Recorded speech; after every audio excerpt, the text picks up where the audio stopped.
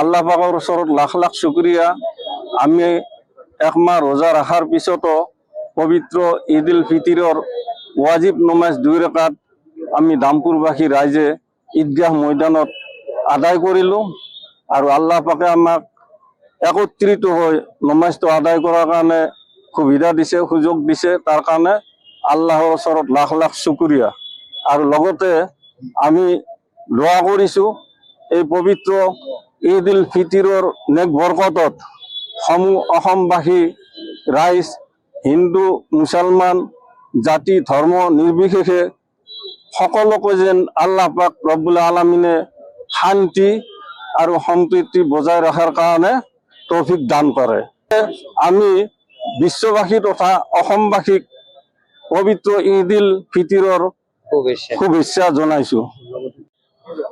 আসসালামু আলাইকুম। আজি আমি এমাহ ৰোজা ৰখাৰ অন্তত আজি আমাৰ দামপুৰ ঈদগাহ ময়দানত আমি সমূহীয়া হিচাপে 2 ৰাকাত ঈদ উল ফিতৰৰ ৱাজিব নামাজ আদায় কৰিলোঁ।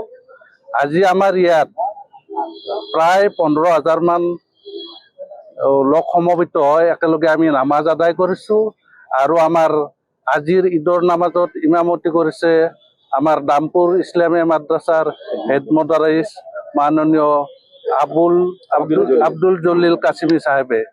আজিৰ এই পবিত্ৰখনত আমি সকলো ইছলাম ধৰ্মীৰ লগতে সকলো বিশ্বৰ মানৱ জাতিৰ কাৰণে দোৱা কৰিছোঁ আমি যাতে আটাইয়ে একেলগে সুখে শান্তিৰে থাকিব পাৰোঁ, সকলোৱে যাতে মিলা প্ৰীতিৰে ভাতৃত্ব ভাৱেৰে আমি আগুৱাই যাব পাৰোঁ, আমি ভৱিষ্যত ভালৰ ফালে লক্ষ্য ৰাখি আমি যাতে আগুৱাই যাব পাৰোঁ।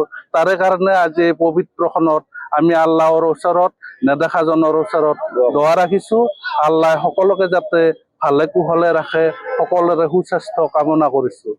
আৰু লগতে আজি ঈদগাহ কমিটিৰ ফালৰ পৰা পবিত্ৰ ঈদৰ শুভেচ্ছা জনাইছোঁ।